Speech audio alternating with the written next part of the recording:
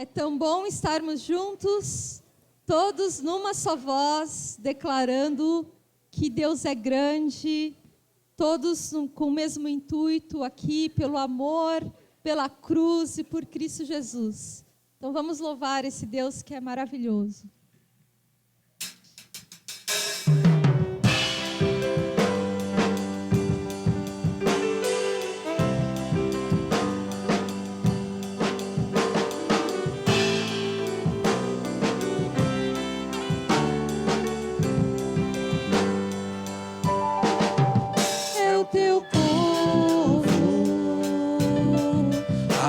Presente, todos numa só voz, declarando que só Tu és grande. Exaltamos Teu doce nome, pelo amor, pela cruz, por Teu Filho Jesus, pois é santo. Sim, és digno de louvor e de ser adorado. És bondoso, Pai querido, dentre todas as coisas, Tu és verdadeiro, Senhor. É o Teu povo aqui presente, numa só voz, declarando que só Tu és grande. Exaltamos Teu doce nome, pelo amor, pela cruz, por Teu Filho Jesus, pois é santo. Sim, és digno de louvor e de ser adorado. És bondoso, Pai querido, dentre todas as coisas, Tu és verdadeiro, Senhor. Pois és santo, sim, és digno de louvor e de ser adorado. És bondoso, Pai querido, dentre todas as coisas, Tu és verdadeiro, Senhor.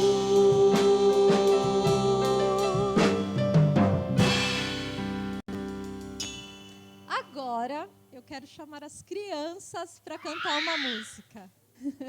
João está animado. Então vamos com essa animação cantar uma música que fala, que tem lição para adulto também, né? Ela fala que a gente não deve construir a nossa casa na areia, mas que a gente tem que construir a nossa casa num lugar forte, inabalável, e esse lugar é Cristo.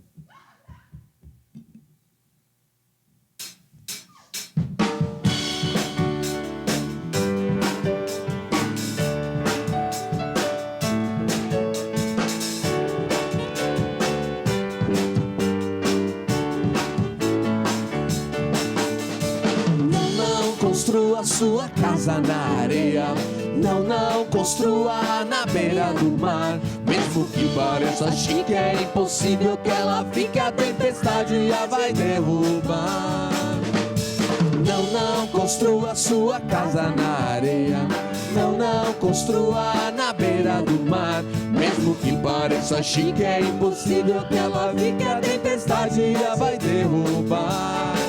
A rocha é o lugar de construir um alicerce forte que não vai cair. A tempestade vão e vem, mas a paz de Cristo tu tens. A rocha é o lugar de construir um alicerce forte que não vai cair. A tempestade vão e vem, mas a paz de Cristo tu tens.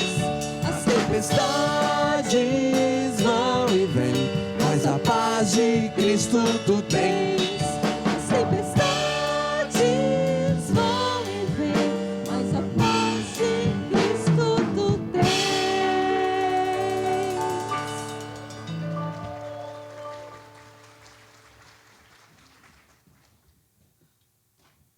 Muito bem, muito bem. Coisa boa, né? Ser criança é coisa boa, né?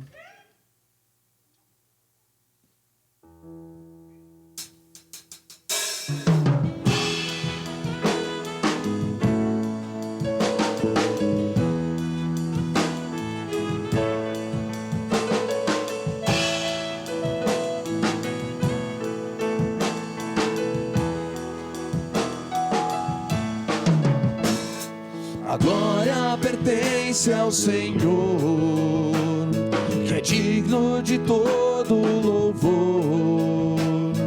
Cantar a canção de adoração é o que nós devemos fazer. Pois tem em suas mãos o poder, a força, a honra, o querer. Louvemos então com o coração, louvar é a nossa expressão. Pois reina em toda a terra e traz sobre nós tua paz. Espírito Santo derrama unção para sermos de fato cristãos. A glória pertence a Cristo, que é digno de todo louvor. E cresça em nós o seu grande amor, louvemos ao nosso Senhor. Pois reina em toda a terra e traz sobre nós sua paz. O Espírito Santo derrama unção para sermos de fato cristãos. A glória pertence a Cristo, que é digno de todo louvor. E cresça em nós o seu grande amor, louvemos ao nosso Senhor. Que cresça em nós o seu grande amor, louvemos ao nosso Senhor. Amém. Interessante essa música, né? Ela fala que Deus reina por toda a terra e que Ele traz sobre nós a sua paz. E isso independe das circunstâncias, né? Isso independe do país, isso independe de tudo. Deus traz sobre nós a sua paz se a gente buscar a Ele.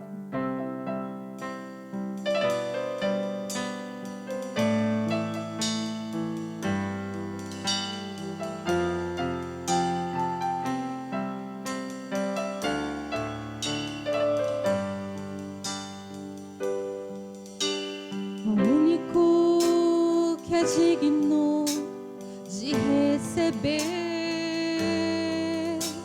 a honra e a glória, a força e o poder. Ao Rei eterno, imortal, invisível, mas real, a Ele ministramos o louvor. Desde o começo. Ao único que é digno de receber a honra e a glória, A força e o poder.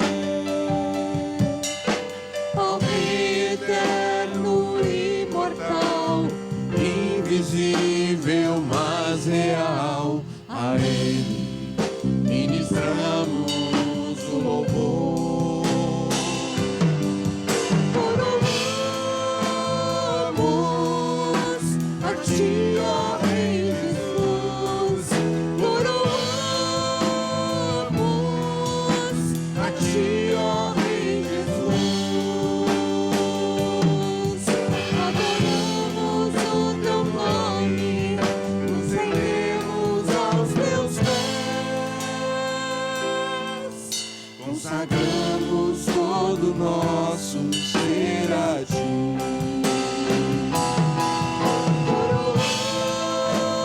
Coroamos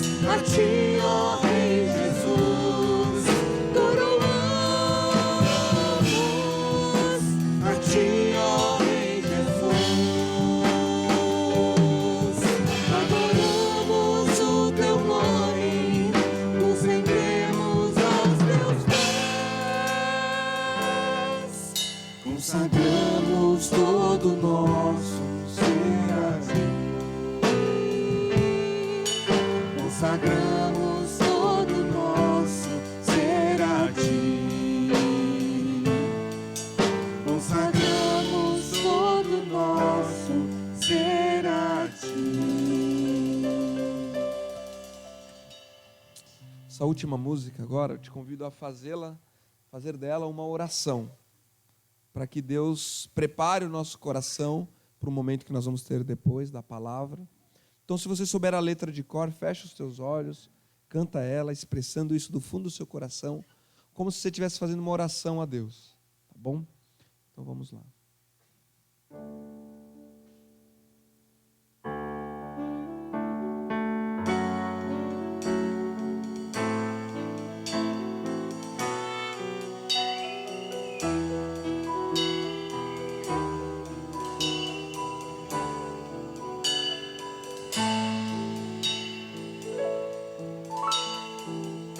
Excelso, sublime, eterno e digno de louvor, a sua glória enche os céus e tudo o que há na terra. Glorioso, divino, supremo e tem todo o poder, a sua glória enche os céus. Diante dele as trevas caem. É Rei dos Reis eternamente, a sua força é nossa força. Seu amor e sua graça ultrapassam a razão. É Rei dos Reis eternamente, a sua força é nossa força. Seu amor e sua graça ultrapassam a razão.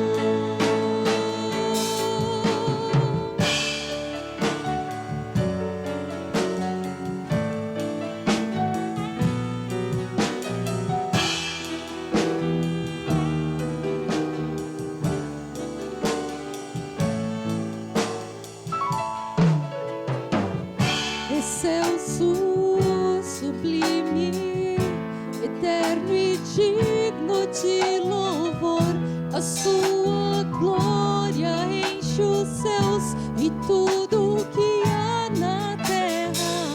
Glorioso, divino, supremo e tem todo o poder, a sua glória enche os céus. Diante dele as trevas caem. É Rei dos Reis eternamente, a sua força é nossa força. Seu amor e sua graça ultrapassam a razão. É Rei dos Reis eternamente, a sua força é nossa força. Seu amor e sua graça ultrapassam a razão. Amém, Senhor. Obrigada por esse tempo de louvor. Obrigada porque a gente pode se entregar, derramar o nosso coração, te louvar, Pai. Como a música diz, louvar é a nossa expressão para afirmar o quanto o Senhor é grande, o quanto o Senhor é poderoso e ao mesmo tempo tão próximo, tão junto de nós. Abra o nosso coração agora para a mensagem, que a gente possa entender, ter a nossa atenção focada e poder colocar em prática, poder nos avaliarmos, Pai. Em nome de Jesus, amém. Bom dia. Bom dia. Nós hoje vamos dar continuidade à nossa série no livro de Salmos. E então já quero pedir para você abrir lá no Salmo 127. Salmo 127. um salmo muito conhecido. O Salmo 127.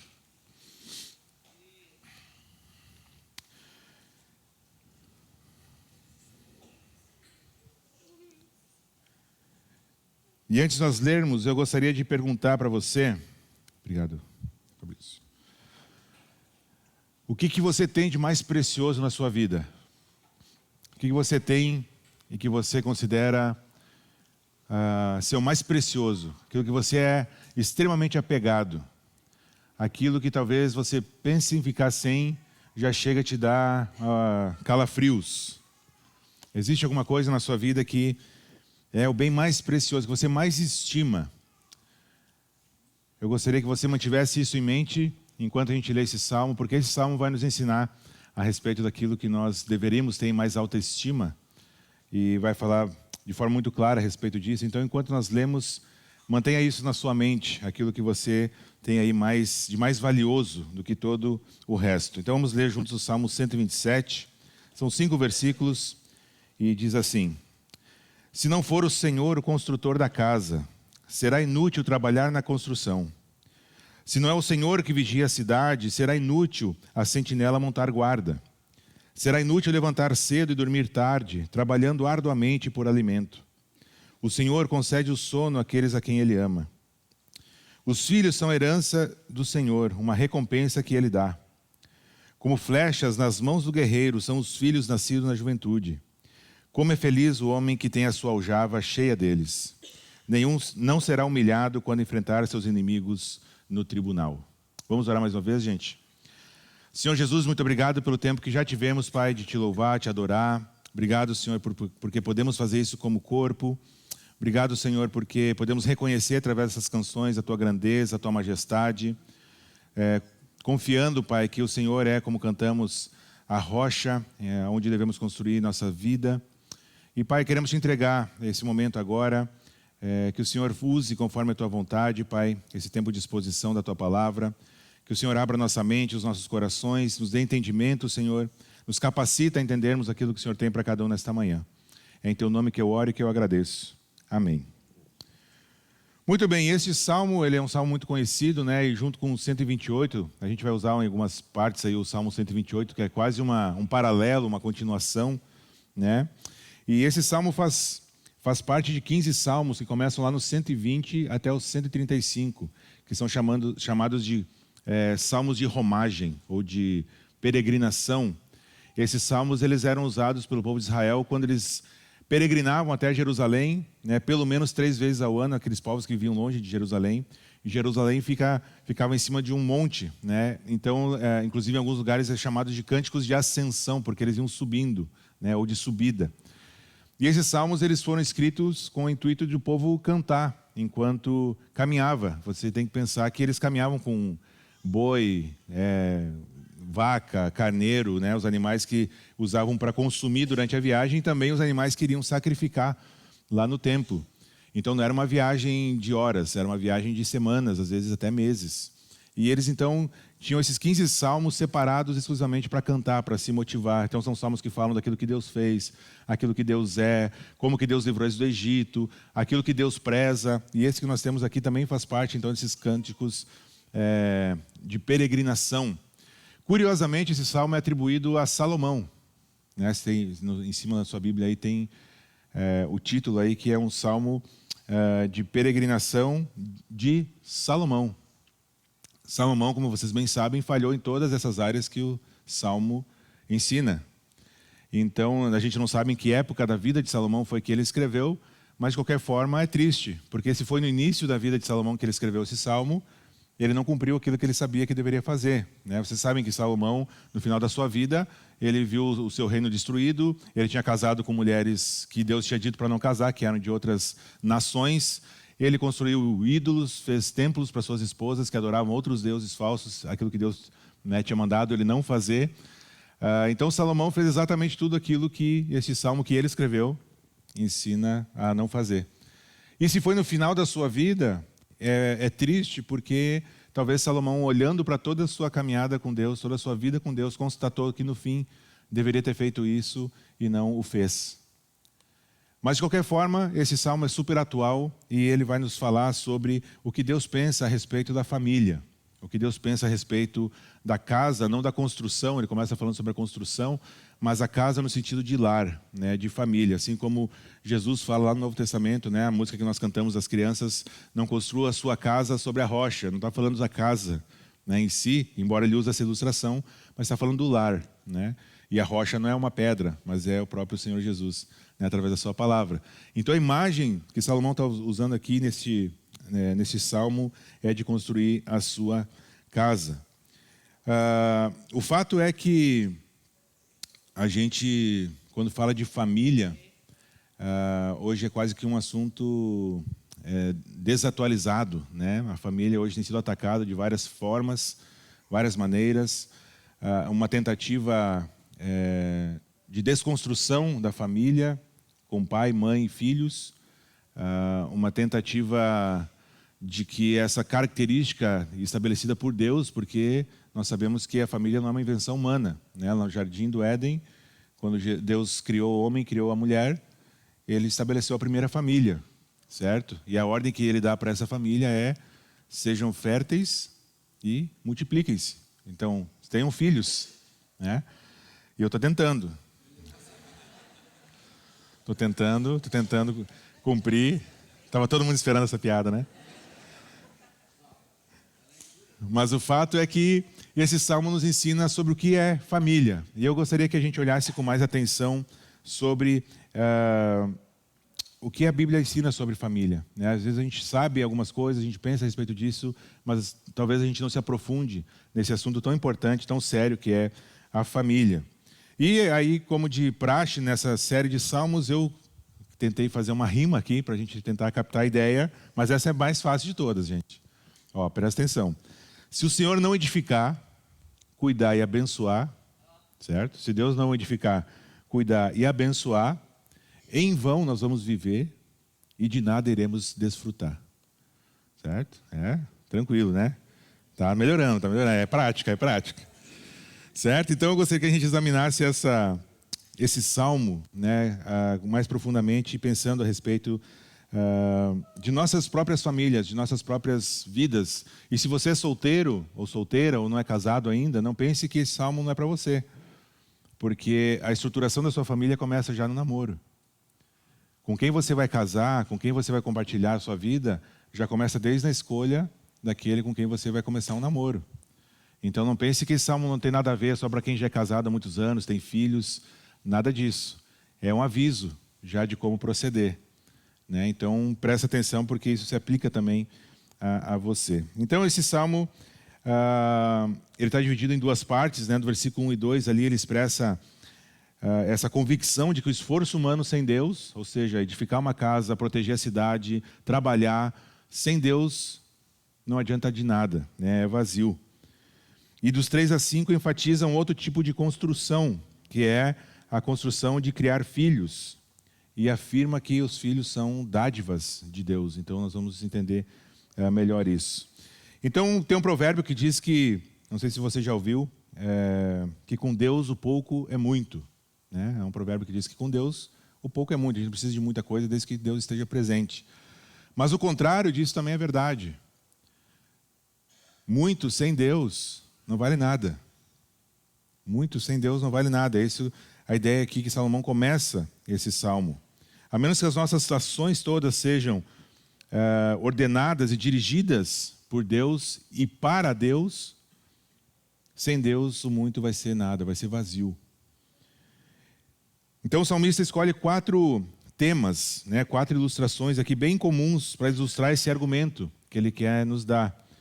Então a construção de casas, a segurança da cidade, o trabalho de forma geral e a constituição de uma família. E eu gostaria que nós víssemos um de cada desses, um por vez, né, desses aqui. Então, se Deus não edificar a casa, a primeira ilustração que Salomão usa aqui é de que se Deus não construir a casa, inútil vai ser trabalhar na construção. Mas que casa que é essa? Salomão poderia estar falando de casa, né, a construção de uma casa material. Ele poderia estar pensando no templo, né, que também foi construído. Mas o contexto todo aqui nos sugere de que Salomão está falando de família, a construção do lar. Né? A ideia de casa é lar, né? E não a estrutura física da casa. Embora, se a gente construir uma casa física também, sem depender de Deus, sem buscar o conhecimento, a sabedoria de Deus, a gente também pode colher os frutos lá na frente, as consequências disso. Mas a ênfase aqui de Salomão é, então, na família, né? A casa como um lar, a família. E o homem criado à imagem de Deus, ele também foi criado com a capacidade de criar coisas. A gente vê por aí tecnologia cada vez mais avançada, automóveis, prédios, casas, enfim, o homem foi criado com essa capacidade, porque Deus também é um Deus criativo. Deus também é um Deus que constrói, que cria, né? E nós somos imagem e semelhança, embora distorcida pelo pecado, ainda assim temos a capacidade de criarmos, construir, né, essas coisas todas. E de acordo com esse salmo, só tem duas formas de edificar uma casa, de construir um lar. Só tem duas formas que esse salmo nos apresenta. Vai ser uma realização que Deus vai fazer ou não vai servir para nada. São as únicas duas opções que nós temos aqui diante desse salmo. Então, o construtor pode executar o projeto com base, né, no seu próprio conhecimento, ele pode formar sua família, educar os seus filhos, conviver com o seu cônjuge, com base no seu próprio conhecimento, buscando resolver os problemas por si mesmo, ou ele pode fazer todas essas coisas dependendo de Deus, buscando sabedoria na sua palavra, buscando a Deus em oração, pedindo orientação, direção de Deus nas pequenas e nas grandes decisões que essa casa, né, esse lar precisa tomar. Só existem essas duas opções. Não há uma terceira via, não tem mais ou menos fazer. Ou a gente entrega o nosso lar, as nossas vidas a Deus, ou não. E eu não sei se vocês já perceberam, já pararam para pensar, mas o cristianismo, ele é radical. No Novo Testamento, quando temos as falas com Jesus com as pessoas, inclusive já vou dar um spoiler aqui para vocês, a nossa próxima série vai ser de encontros, todos os encontros que Jesus teve com pessoas particulares na Bíblia. Então vai ter ali Zaqueu, o centurião romano, os discípulos e aí por diante. Mas todos esses encontros que Jesus teve, nenhum é mais ou menos. Ou é, ou não é. Ou você abandona tudo, toma a sua cruz diariamente e o segue, ou você não é um discípulo. Então não tem como a gente ficar meio termo. Em algumas coisas a gente é, outras coisas a gente não é. E Salomão está falando a mesma coisa. Ou a gente constrói e faz as coisas dependendo de Deus, ou vai ser inútil. A gente se engana às vezes pensando que pode suprir aquilo que só Deus pode fazer. Provérbios 16, versículo 1, bem conhecido. O homem faz planos, mas a resposta final vem de Deus. Então nós precisamos depender de Deus para fazer isso. Então qualquer âmbito da vida a gente pode experimentar sair fazendo as coisas a moda louco, que nem dizia minha mãe, né? Ou a gente pode esperar, orar, pensar, buscar a orientação da palavra e depois prosseguir. Assim a nossa chance de sucesso de acordo com o que Deus diz que é sucesso, vai aumentar bastante. Então existem muitas pessoas que têm muito poder aquisitivo, pessoas que vivem em casas lindas, maravilhosas, pessoas que têm acesso a coisas que a maioria de nós não tem, mas que vivem uma vida vazia porque não é Deus quem edifica esse lar. O problema não está nas coisas em si, em ter essas coisas em si. O problema está em Deus não fazer parte, não ser dependente de Deus nessas coisas. E aí experimenta ansiedade, preocupação, uma preocupação desacerbada. Então, se há uma variação do dólar, já pira. Se o rendimento começa a dar algum problema lá, já enlouquece. Não tem tempo com a família, não tem tempo com os filhos, porque está sempre trabalhando para manter tudo isso. Mas o outro lado também é verdade. Existem pessoas que têm uma casinha humilde, que lutou, suou para comprar. Tem muita gente que vive de aluguel, porque não conseguiu até hoje comprar.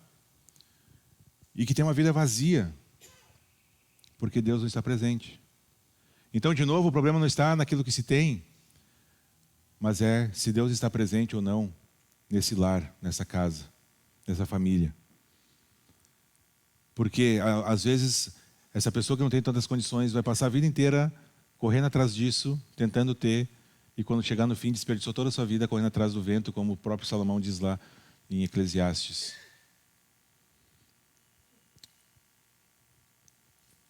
Então, muito mais importantes do que a casa, grande, pequena, média, sua ou não sua, muito mais importante do que isso, é o relacionamento que se dá dentro dessa casa, entre as pessoas que moram nessa casa e entre essas pessoas e Deus.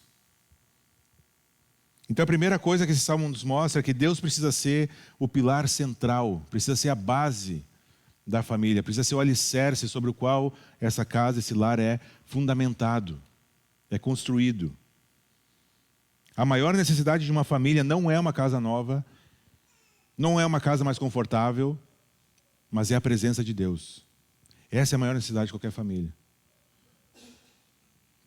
E às vezes a gente corre o risco de cair na tentação de achar que aquilo que a gente pode dar de melhor para a nossa família é algo maior, uma coisa mais confortável, e a presença de Deus não existe. Então a primeira coisa que Salomão está dizendo é que a maior necessidade de uma família não é uma casa nova, não são bens, não são coisas, mas é a presença constante de Deus ali. Então esse casamento, esse casal, se tem ou não filhos, precisa ser feito na dependência de Deus, buscando a Deus como casal, juntos, buscando a Deus individualmente, porque existem algumas dinâmicas de que às vezes não vai dar para ter aquele tempo juntos como casal, de fazer a devocional, de ter um tempo com Deus, mas os dois precisam ter o seu tempo com Deus individualmente também. Um motivando o outro, os dois juntos quando dá, se não dá, os dois individualmente, mas precisa buscar a Deus constantemente. E isso começa no namoro. Começa lá atrás, quando começa a olhar lá para o gatinho, para a gatinha, e começa a observar. A primeira coisa que você precisa observar é a vida com Deus. Existe? É nula? Que não se iluda pensando que, não, mas quando casar a gente muda. Quando casar vai ser diferente. Vai ser a mesma coisa.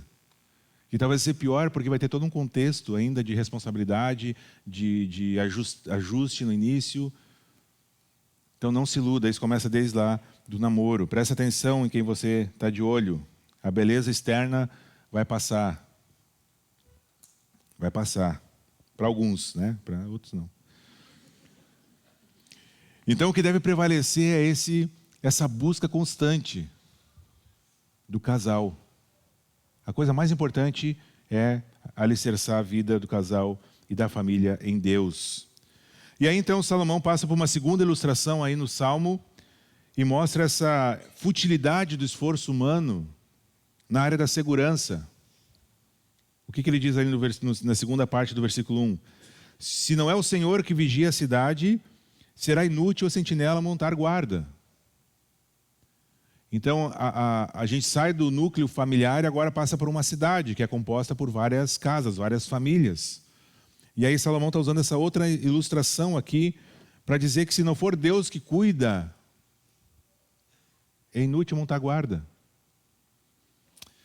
E para o povo que lia isso aqui fazia muito sentido, porque o povo de Israel, para guardar o seu território, eles tinham sentinelas espalhadas em montes, né, lugares altos, onde eles podiam ver longe.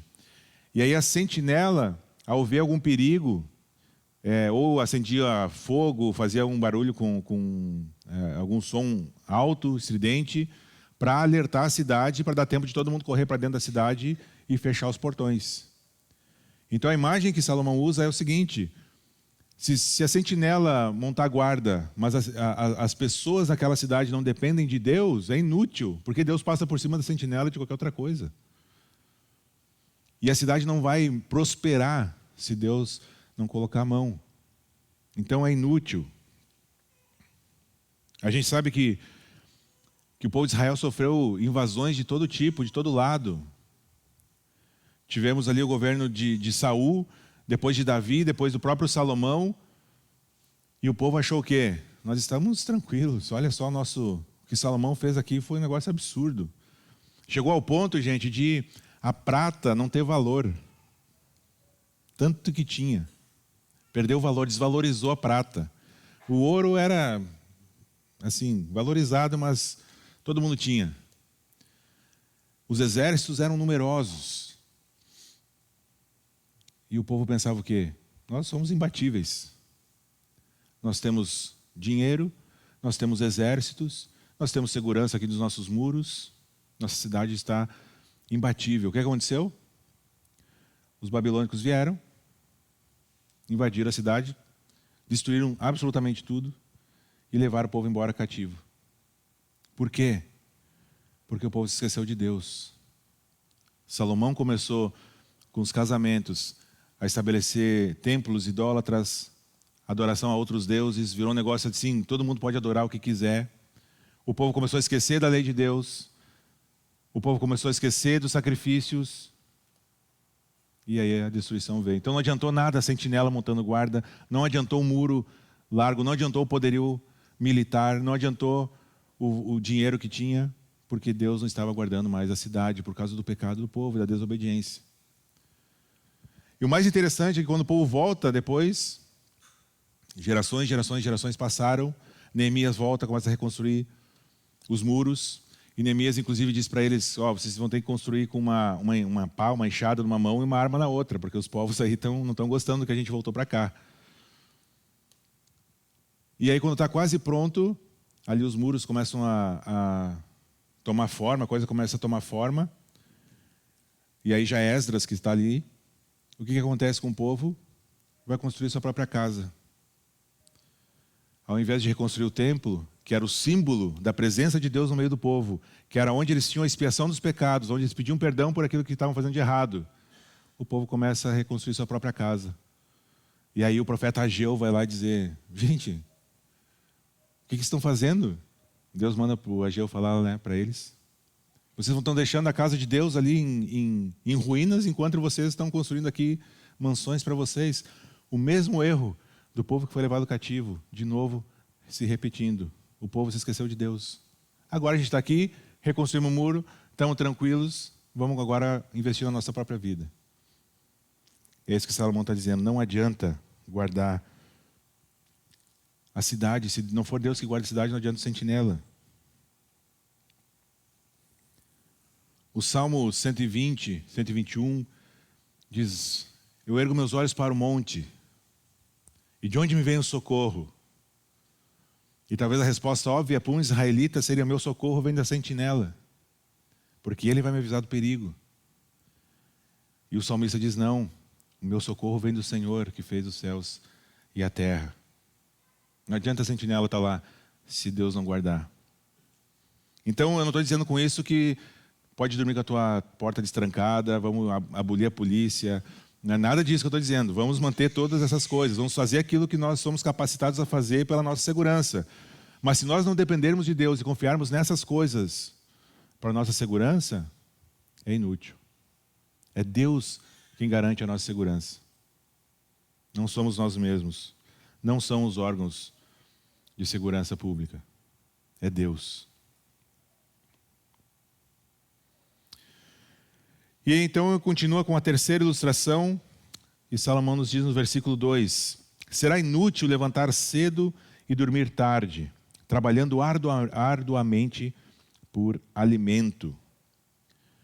Então Salomão continua a sua reflexão a respeito da família. Ele falou sobre a construção do lar, que deve ser sobre a rocha, sobre a palavra de Deus, na dependência de Deus, segundo aquilo que Deus ensina.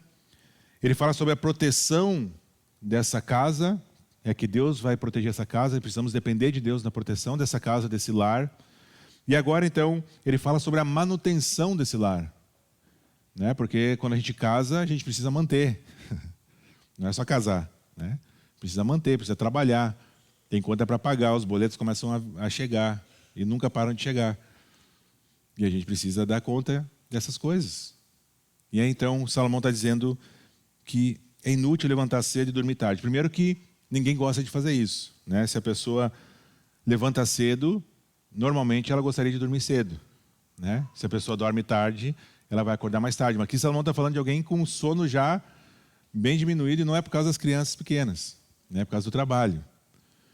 Então não adianta levantar cedo, dormir tarde, trabalhando arduamente por alimento. A Bíblia claramente nos ensina a trabalhar.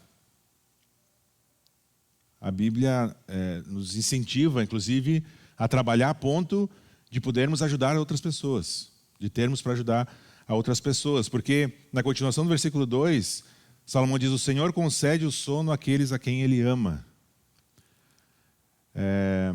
Em outra versão diz que o Senhor concede estas coisas enquanto a quem Ele ama dorme. Mas em nenhum momento o que está sendo ensinado aqui é que a gente precisa cruzar os braços então agora e deixar que Deus vai nos sustentar. Vai cair do céu todo dia lá na minha casa uma cesta básica, o dinheiro na conta vai entrar, Deus vai me sustentar. Não é isso que o Salmo está dizendo. A Bíblia nos ensina a trabalhar diligentemente, sermos os melhores funcionários, os melhores patrões que pudermos ser, para a glória dele. No Novo Testamento, inclusive, Paulo vai ensinar que a gente deve trabalhar como para o Senhor e não para o nosso patrão humano. Então a gente é ensinado e exortado a trabalhar diligentemente. Paulo vai dizer no Novo Testamento também que se quem não quer trabalhar, que também não coma. Não quer trabalhar, tudo bem, mas não come também. Não fica se escorando aí nos outros. Então a gente é ensinado a trabalhar. Agora, nós temos que ter muito cuidado com isso. Temos que ter muito cuidado. Porque na busca de a gente cumprir essas necessidades da nossa família, do nosso lar, a gente corre o risco de cair em pelo menos duas grandes tentações. A primeira é a omissão. E a segunda, a autossuficiência. Então eu gostaria de rapidamente pensar a respeito de cada uma dessas.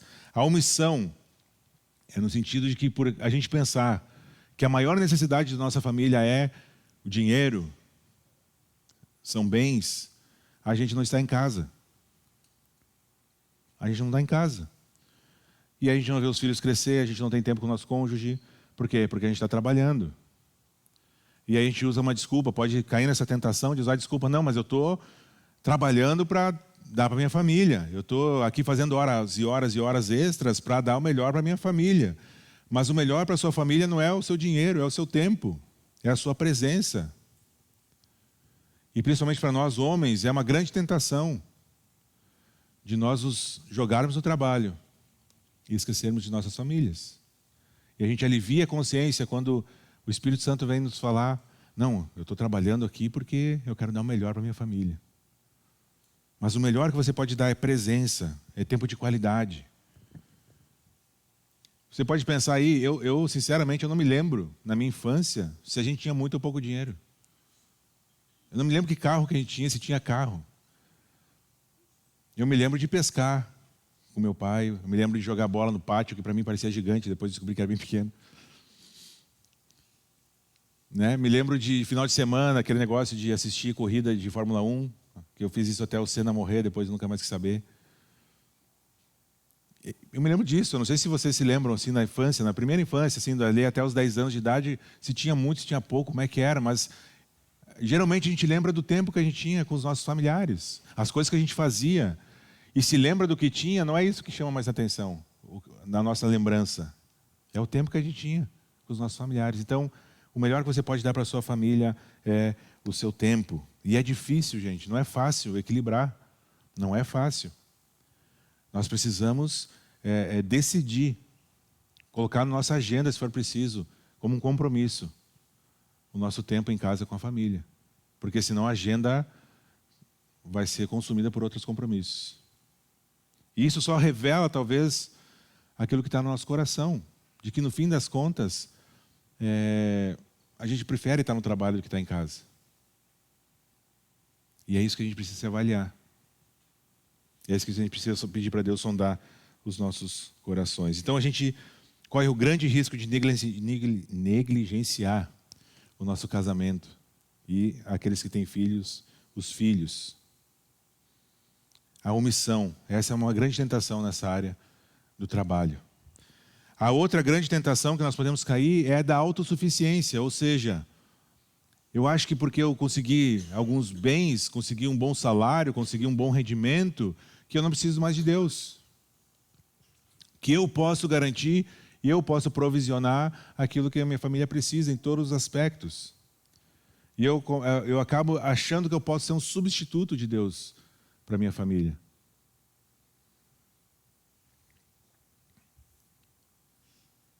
A gente pode esquecer das nossas próprias limitações, que a gente precisa de Deus. Basta uma doença chegar e não tem o que fazer. O dinheiro já não pode fazer mais nada. Os bens não pode fazer nada. Se for uma doença, né, que talvez não tenha cura, só Deus pode fazer. Mas a gente pode cair nessa tentação de pensar que a gente pode dar tudo que a minha família precisa, em todos os aspectos. Lá no Novo Testamento, no capítulo 6 de Mateus, versículos 24 a 34, Jesus enfatiza a dependência de Deus. Jesus vai dizer: busquem, pois, em primeiro lugar o quê? O reino de Deus. E daí o que vai acontecer? Todas as coisas vão ser acrescentadas.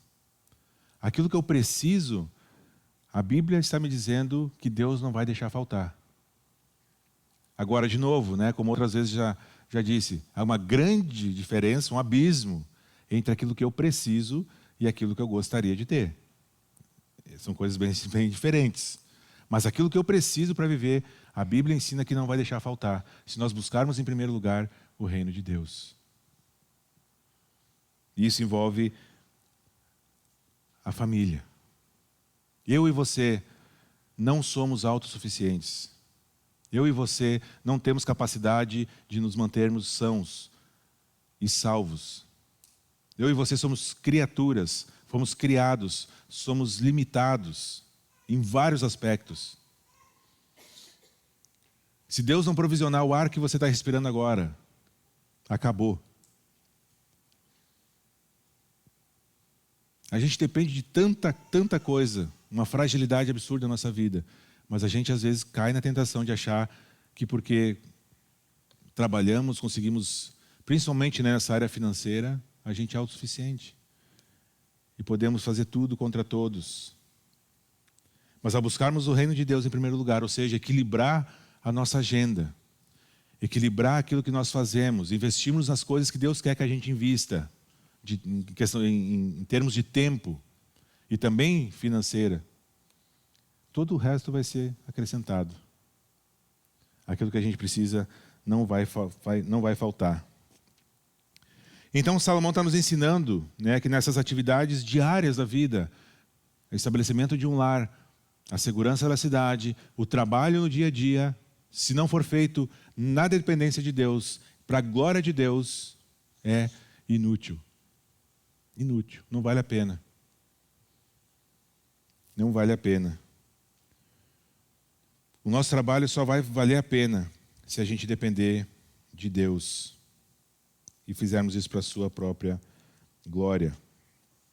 Quando o profeta Ageu vai confrontar o povo lá, que eu citei, quando reconstruíram os muros ali, começaram a construir as suas próprias casas em vez de investir no templo, olha o que o Ageu fala. Vocês têm plantado muito e colhido pouco. Vocês comem, mas não se fartam. Bebem, mas não se satisfazem. Vestem-se, mas não se aquecem. Aquele que recebe o salário, recebe-o para colocá-lo numa bolsa furada. O que Ageu está dizendo aqui, eles comem, plantam muito, ou seja, também colhe muito, come, bebe, se veste, recebe o salário, ou seja, é uma vida boa. Mas por que não fazem isso dependendo de Deus e para a glória de Deus? É como se não acontecesse, é vazio. É vazio.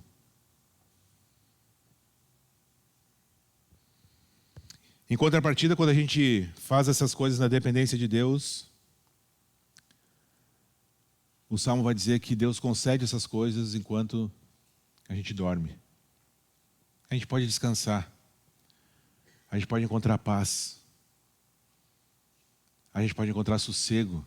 Porque a gente sabe que a gente está dependendo de Deus, sinceramente. E que Ele não vai deixar faltar o que a gente precisa. Então a gente pode botar a cabeça no travesseiro e roncar. Em paz. Porque Deus está provisionando as coisas enquanto os seus amados dormem. E por fim, então, Salomão vai para a ilustração da família, né? Então, saiu da casa para a cidade, para o trabalho, e agora ele vai falar da construção de uma família, versículos 3 até os 5. Os filhos são herança do Senhor, uma recompensa que Ele dá. Como flechas nas mãos do guerreiro são os filhos nascidos na juventude. Como é feliz o homem que tem a sua aljava cheia deles. Não será humilhado quando enfrentar seus inimigos no tribunal. Então, essa quarta ilustração está relacionada a essa constituição da família. E a primeira coisa que a gente precisa dizer aqui é que os filhos, eles não são coisas que limitam a nossa liberdade. Os filhos não são coisas que atrapalham os nossos projetos pessoais.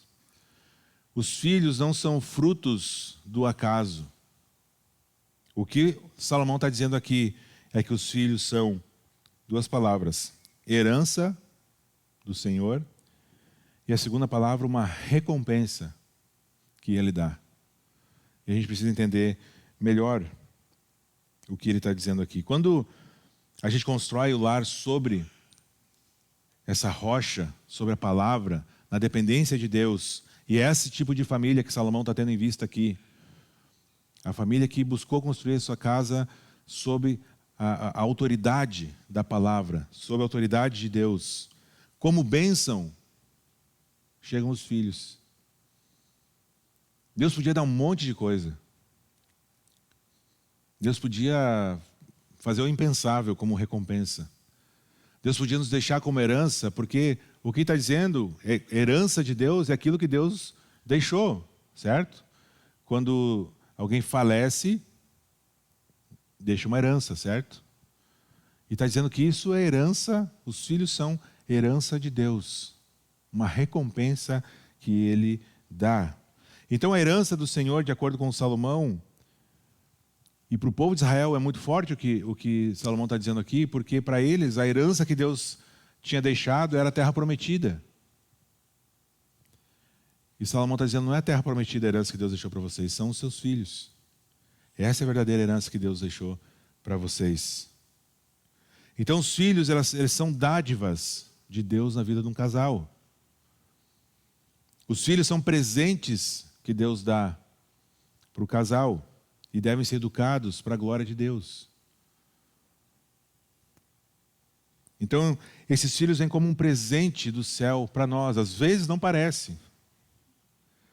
Às vezes, na madrugada, chorando, a gente com sono, cansado, não parece ser um presente. Mas é um presente de Deus. É bênção. A questão toda está na minha visão de bênção. Na ideia que eu tenho de bênção. Porque esse filho vai exercitar a minha paciência. Porque esse filho vai me levar a um limite que eu não iria sem ele antes. De exercício, de sacrifício. E todas essas características vão me deixando mais parecidas com Jesus. E se deixam mais parecidas com Jesus, são bênção. A questão é que nem sempre é gostoso a gente ser esticado. Não é bom, prazeroso a gente se dar conta de tanto pecado que tem no nosso coração. Tanto egoísmo, tanta idolatria. E os filhos vão sendo usados por Deus para nos confrontar a respeito disso. Isso é bênção. Isso é bênção. O Salmo 128, que é bem parecido com esse, olha o que diz o versículo 4. Assim será abençoado o homem que teme ao Senhor. Como será abençoado? Volta um versículo antes. Sua mulher será como videira frutífera em sua casa. Os seus filhos serão como brotos de oliveira ao redor da sua mesa. Olha o que Deus está dizendo. Como que vai ser abençoado quem o teme? Com filhos. Com filhos.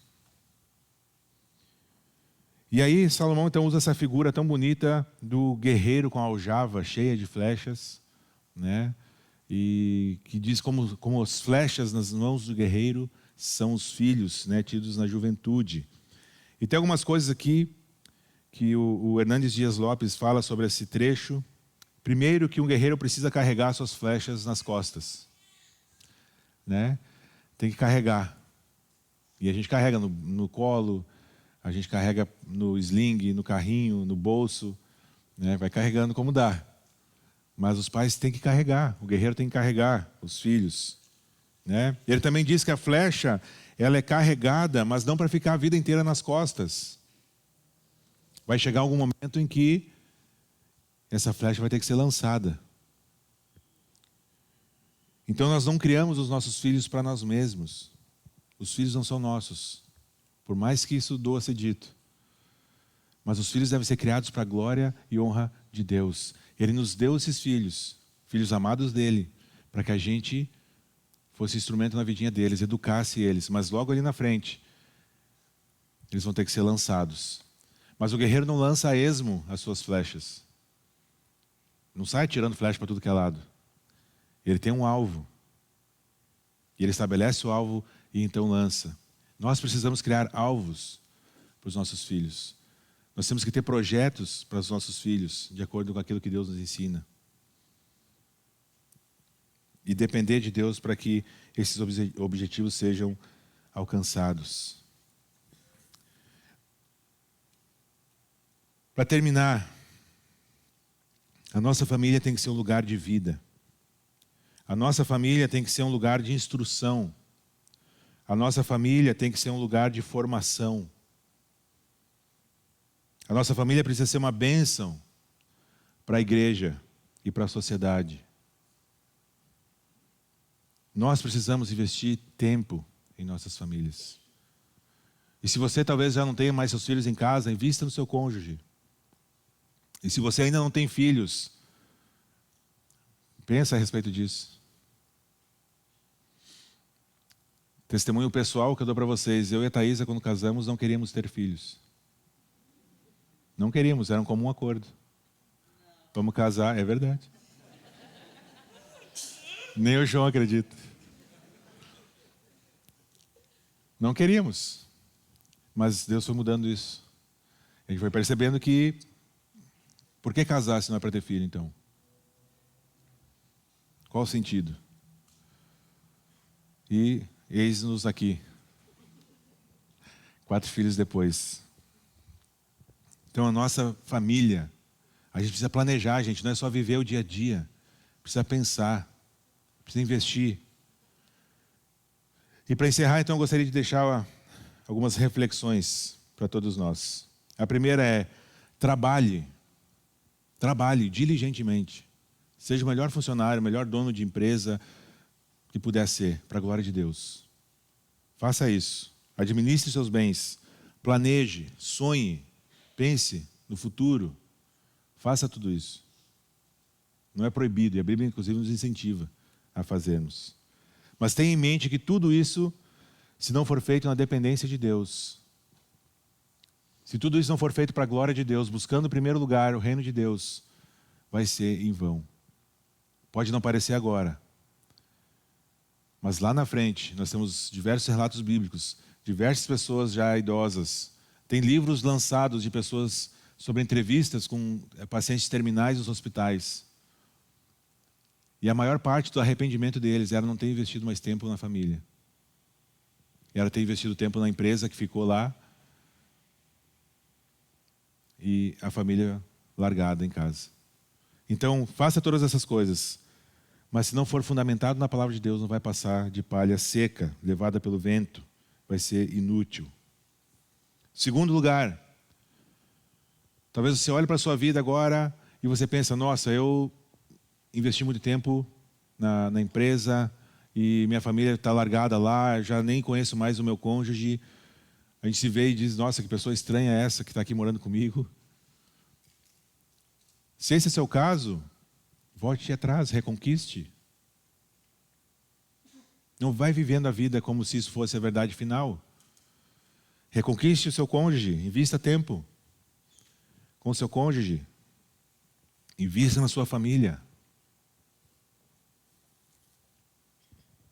Centralize a vida, a agenda em Deus. E não nas suas necessidades pessoais, naquilo que você gostaria de ter no futuro. Busquem juntos a Deus como família. E visivelmente vai ter mudança na rotina, na vida de vocês. Porque se o Senhor não edificar, cuidar e abençoar, em vão nós vamos viver e de nada vamos desfrutar. Nada melhor do que desfrutarmos da presença daqueles que nós amamos, né? Geralmente no final de semana a gente se junta, né? Não sei como é que é o seu domingo, mas é um dia normal de fazer, né? Aquele almoço, ter as crianças, os adultos em casa. E é isso que a gente deveria investir. Em relacionamentos, porque as coisas vão passando, vão ficando. Os relacionamentos é que são aquilo que glorifica a Deus, que nós deveríamos investir e ser instrumentos de Deus uns nas vidas dos outros, inclusive dentro do nosso lar. Então, invista na sua família. E se você é solteiro, pensa bem. Literalmente, gente, é melhor só do que mal acompanhado. Vamos orar? Senhor nosso Deus, obrigado pelo esse tempo de palavra. Obrigado, Pai, porque o Senhor é quem constituiu a família. O Senhor é quem criou a família, o casamento. O Senhor é quem abençoa um lar que te busca com filhos. Senhor, a minha oração é que cada um aqui possa avaliar a sua própria vida à luz da Tua palavra. Avaliar como tem vivido o seu relacionamento com seus familiares, seja pai, mãe, filhos, irmãos. E que busque, Senhor, dar os passos necessários para que haja mudança, crescimento na Tua direção. Então, que Teu Espírito Santo, Pai, sonde os nossos corações, de cada família, Pai, de cada pai, de cada mãe aqui, de cada filho aqui, Senhor. Mostrando onde temos errado, onde temos falhado, Senhor, em não Te buscarmos, onde temos falhado, Senhor, em não Te ter como alicerce, como centro da vida e do funcionamento familiar. E que nos arrependamos, Pai, tendo a certeza que o Senhor é justo e fiel para nos perdoar os pecados e para nos restabelecer uma vida nova, seja na juventude, seja na velhice. O Senhor pode fazer nova todas as coisas, como o Senhor já fez em Cristo Jesus. Então, obrigado, Pai, porque podemos recorrer ao Senhor mais uma vez, pedindo que o Senhor abençoe nossas famílias, fortaleça, Pai, os nossos vínculos familiares, fortaleça-nos, Senhor, como família, também em aliança, como parte do Teu corpo. Que os nossos lares, Pai, reflitam a Tua glória e que a nossa comunidade aqui também seja conhecida por se amar, se dedicar uns aos outros, por servir uns aos outros, sendo um reflexo isso do que acontece em cada lar. Então, obrigado, Senhor, por tudo isso. Obrigado pela Tua palavra. Nos dá um bom final de semana, Pai. Abençoa, Senhor, as nossas vidas, a nossa semana, conforme a Tua vontade. É em Teu nome que eu oro e que eu agradeço. Amém. Amém. Ficamos por aqui, então. Aproveite aí para dar um abraço na sua família, se está aí. E até a semana que vem, se Deus quiser.